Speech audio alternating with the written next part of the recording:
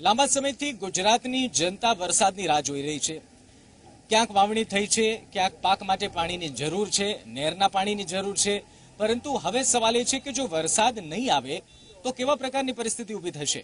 અમે આવ્યા છીએ પાટણના ખેડૂતોની સાથે અને પાટણના ખેડૂતોને આપણે પૂછીશું કે વરસાદ તો આવતો નથી, કાકા વરસાદ હજી નથી આવી રહ્યો અને મોટા ભાગના ખેડૂતોએ અમુક પાકની વાવણી પણ કરી છે। વરસાદ નહીં આવે તો શું થશે, શું લાગે છે? સાહેબ અમારે ખેડૂત શેના માથે નભવું? અમારે વરસાદ તો જુઓ ને, વરસાદ ના હોય તો નહેરનું પાણી આપો, નકર શેના માથે અમારે નભવું? અને સરકાર પાસેથી શું આશા છે? દુકાળ જો આવે, દુકાળની પરિસ્થિતિ આવે અને જો સરકાર જાહેર કરે કે કોઈ જાહેરાત કરે તો તમારી શું જાહેરાત, ખેડૂત તરીકે તમારી શું આશા છે સરકાર પાસે? સરકાર પાસે પાણીની આશા અને પાક નિષ્ફળનું આવે, વળતર આવે અમારી। અચ્છા, આ પહેલા જયારે આવી કોઈ પરિસ્થિતિ થઈ છે જ્યારે તમને સરકારે પાક વળતર આપ્યું હોય અથવા તો પાક વીમો ચૂકવ્યો હોય, એવી કોઈ સ્થિતિ ઊભી થઈ છે? આલ્યું સાહેબ 10,000 આવતા 3-4,000 રૂપિયા આલીને ઉભા રહે, વચમાં પૂરતો આવે નહીં। કાકા વરસાદ નથી આવી રહ્યો અને પાકને નુકસાન જવાની ભીતિ છે, પાકને નુકસાન જઈ શકે છે, શું આશા અપેક્ષાઓ છે અને આપને શું લાગે છે? સરકાર હવે જે અમારે પાટણ જિલ્લામાં 3 ઇંચ જેવો વરસાદ થયો, એટલે અસત્ય પરિસ્થિતિ પૂરેપૂરી છે, માટે સરકારે ખેડૂતોને દરેકને વળતર આપવું જોઈએ, પાકનું સર્વે કરીને એના હિસાબે પૂરેપૂરું વળતર આપવું જોઈએ। હજુ વીમા સરકાર પાક ધિરાણ લઈએ છીએ, કરોડોના વીમા સરકારે ઉઘરાવે છે, પણ અત્યાર સુધી એક પણ ખેડૂતને વીમો મળ્યો નથી કે સર્વે પણ થયું નથી। તો વીમા પણ મને પાક વીમા પણ પૂરેપૂરા મળવો જોઈએ।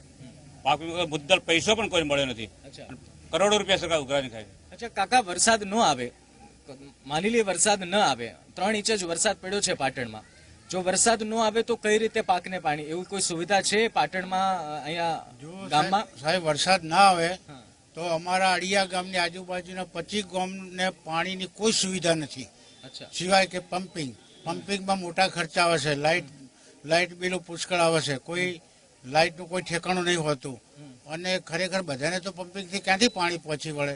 એક જ નહેર એવી યોજના છે કે દરેકને પાણી મળે। અચ્છા, નહેરનું પાણી આવે છે અડિયા ગામમાં? નથી આવતું। હજી આડિયાની આજુબાજુના 25 ગામ એવા છે કે જેને દત્તક, જેને અળખમણા હોય, ઓગળી આવેલા હોય એવા સરકારી કરીને મેલ્યા છે, જે કોઈ તો ચૂંટણીનો કોઈ પ્રશ્ન હોય કે ગમે તે પ્રશ્ન હોય, પણ અમારા અડિયાની આજુબાજુ નહેરનો કોઈ લાભ મળતો નથી। તો નહેરનો લાભ મળવો જોઈએ।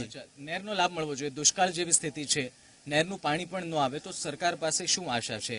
આપ મોટા ખર્ચે પાકની વાવણી કરો છો, ખેતી કરો છો, એટલી મહેનત કરો છો, તો કેવા પ્રકારના વળતરની માંગ કરશો સરકાર પાસે? સરકાર પાસે વળતરની માંગ એ કે સાહેબ અમારે જીવવા માટે અનાજ આપે અને ઘાસચારો આપે, જેથી કરીને પશુધન પણ જીવી શકે અને છોકરાઓ કોઈના ભણતા હોય તો એના ભણવા માટેની કોઈ હેલ્પ કરે, એ જરૂરી છે। અચ્છા, ખેડૂતો ચિંતામાં છે અને ચિંતા એ છે કે વરસાદ નથી આવી રહ્યો, આ ગામમાં તો નહેરનું પાણી પણ નથી આવી રહ્યું, તો ખેતી કઈ રીતે થશે કાકા જો વરસાદ નહીં આવે? આમ તો પ્રયત્ન આખા રાજ્યમાં થઈ રહ્યા છે, હવન થઈ રહ્યા છે, પરંતુ જો મેઘરાજા મહેરબાન નહીં થાય તો શું વિકલ્પ છે ગામમાં? ઘણા મોટા પ્રશ્નો થાય, કારણ માલધારીઓને માલ કઈ રીતે બચાવવો એ મહત્વ છે।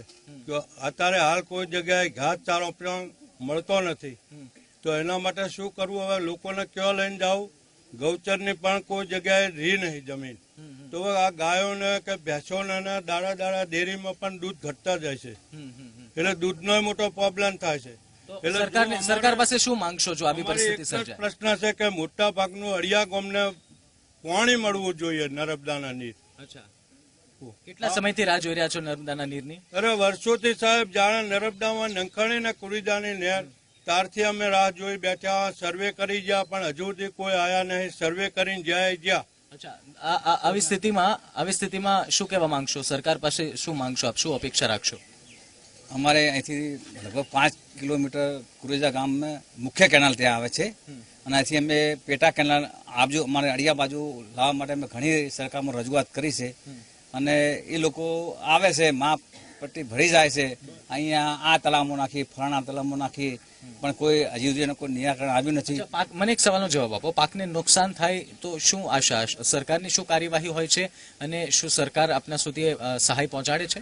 હા, પાકને નુકસાન થાય તો ગઈ સાલ જે પૂર આવ્યું એમાં સરકારે આપ્યું હતું, પણ નહીવત આપ્યું હતું, એમ કે જેમને વધારે નુકસાન થયું 25,000 એમને 2-5 હજાર રૂપિયા મળ્યા હતા, પણ નહીવત મળ્યા હતા। અચ્છા, તો પાટણના ખેડૂતોનો એક અવાજ છે કે સરકાર જો આવા પ્રકારની પરિસ્થિતિ ઊભી થાય, કારણ કે એક તરફ વરસાદ નથી, માત્ર 3 ઇંચ વરસાદ પાટણમાં અત્યાર સુધીમાં પડ્યો છે, એટલે અહીંના ખેડૂતોની આશા અપેક્ષા છે કે એક તો નીરનું પાણી પહોંચે, ગૌચર માટે કોઈ વ્યવસ્થા ઊભી કરે, તેમને મદદરૂપ થાય, તો અનેક મુદ્દાઓ છે અને હવે આ ખેડૂતો કાગડોળે મેઘરાજાની રાહ જોઈ રહ્યા છે. કેમેરામેન કૌશલ સાથે નિશિત રાજુગુરુ, પાટણ, ઝી મીડિયા.